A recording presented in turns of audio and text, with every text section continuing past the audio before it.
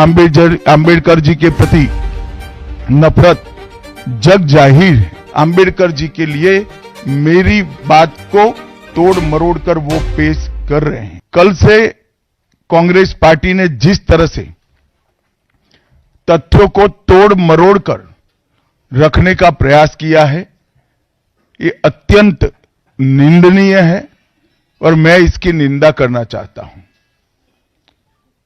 ये क्यों हुआ? क्योंकि भारतीय जनता पार्टी के वक्ताओं ने संविधान पर, संविधान की रचना के मूल्यों पर, और जब जब कांग्रेस या भारतीय जनता पार्टी का शासन रहा तब शासन ने संविधान के मूल्यों का किस तरह से मूल्यांकन किया, संरक्षण किया और संवर्धन किया, इस पर फैक्ट के साथ भारतीय जनता पार्टी के वक्ताओं ने अनेक उदाहरणों के साथ जनता के सामने विषय रखे और उसमें वो तय हो गया कि कांग्रेस पार्टी आम्बेडकर जी विरोधी पार्टी है, कांग्रेस पार्टी आरक्षण विरोधी पार्टी है, कांग्रेस पार्टी संविधान विरोधी पार्टी है, कांग्रेस पार्टी ने सावरकर जी का भी अपमान किया,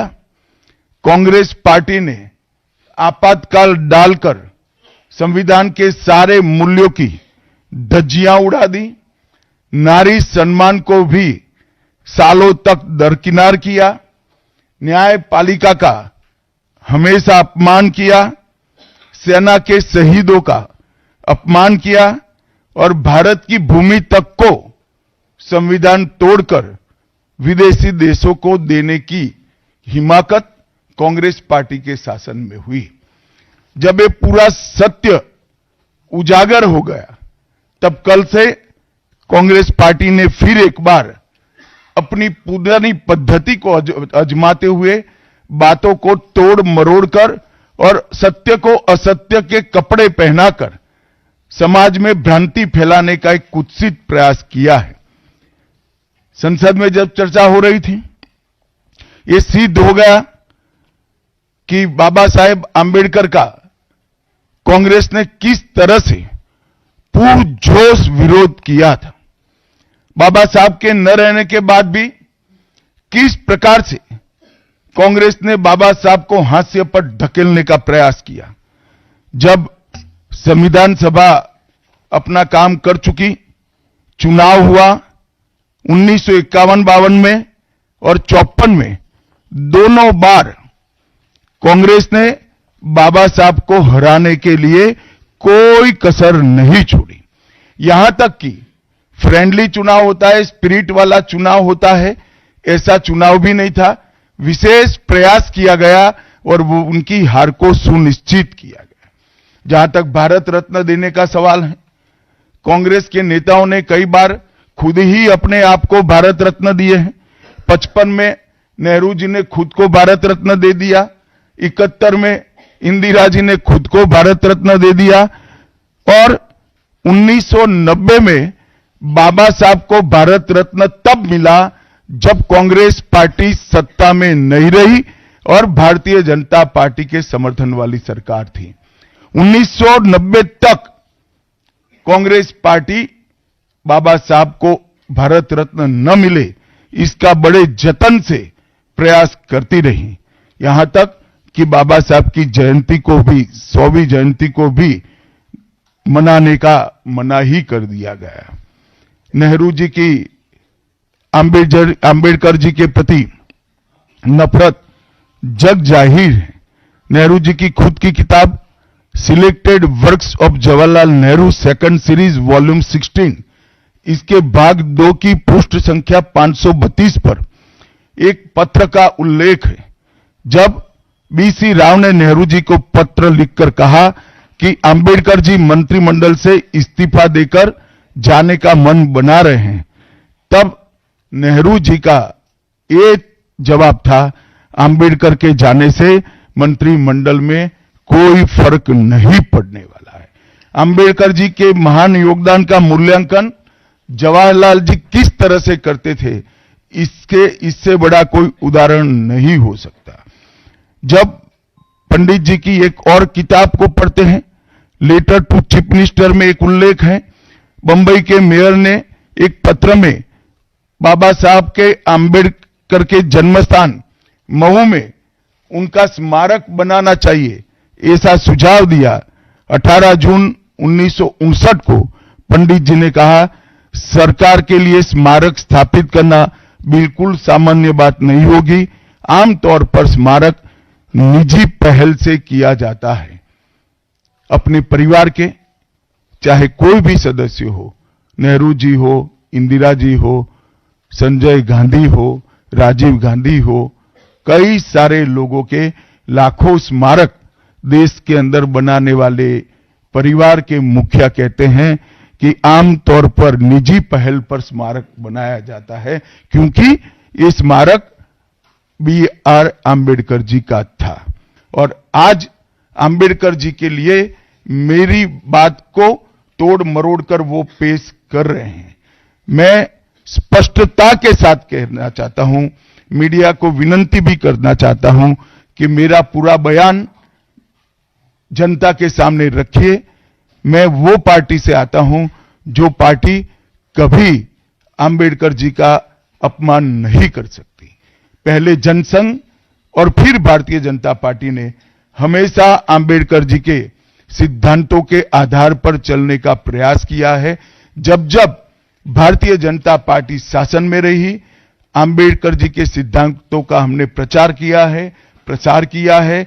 आरक्षण को और मजबूत करने का काम भारतीय जनता पार्टी ने किया है। और जिन्होंने जीवन भर बाबा साहेब का अपमान किया, जिन्होंने जीवन भर बाबा साहब के सिद्धांतों को दरकिनार किया, जिन्होंने जब तक सत्ता में रहे बाबा साहब को भारत रत्न मिलने नहीं दिया, जिन्होंने जब तक सत्ता पर रहे आरक्षण के सिद्धांतों की धज्जियां उड़ाई, वो लोग आज बाबा साहेब आंबेडकर के नाम पे भ्रांति फैलाना चाहते हैं।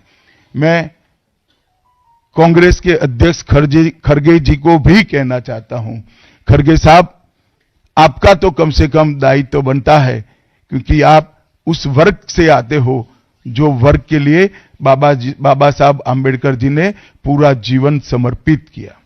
आपने कम से कम कांग्रेस के एक कुत्सित प्रयास में सपोर्ट नहीं करना चाहिए था।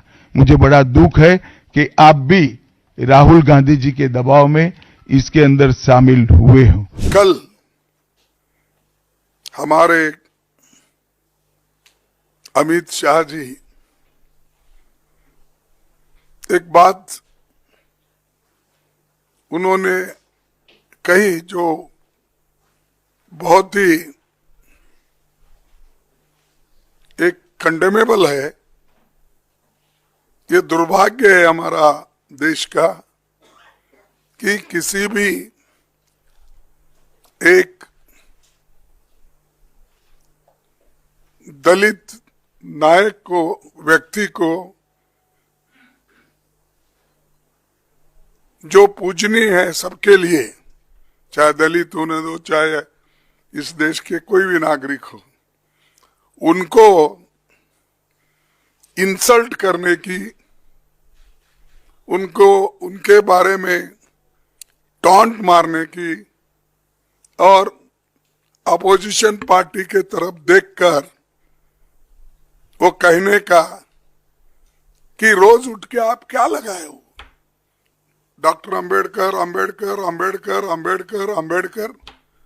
अगर इतना ही नाम भगवान का अगर आप लेते तो आप 7 जन्मों का स्वर्ग उनको आपको प्राप्त होता था।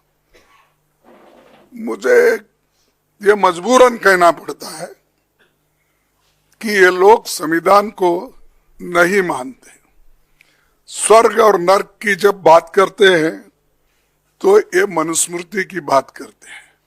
इसमें ही लिखा है कि क्या क्या स्वर्ग है, क्या क्या कौन से जाति कहाँ जाएंगे, क्या पढ़े तो क्या हो जाएंगे। ये मानसिकता मोदी सरकार के कैबिनेट मिनिस्टर्स को और मोदी साहब को भी है। और उसी ढंग से उनके जो गुरु है, जो गोलवलकर गुरु जी या दूसरे जो भी है उनके फाउंडर्स, ये सब लोग, वो लोग भी यही बात बोलते थे। वो उनकी कोई गलती नहीं, जैसे स्कूल में पढ़ते हैं उस स्कूल का नियम उनको पालना पड़ता, उसीलिए उन्होंने ये पाला।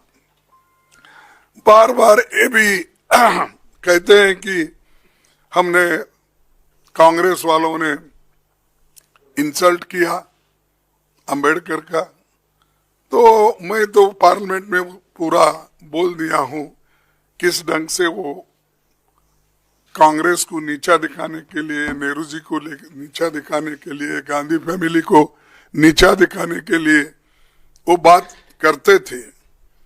वही बात उसी ढंग पे फिर कल भी उन्होंने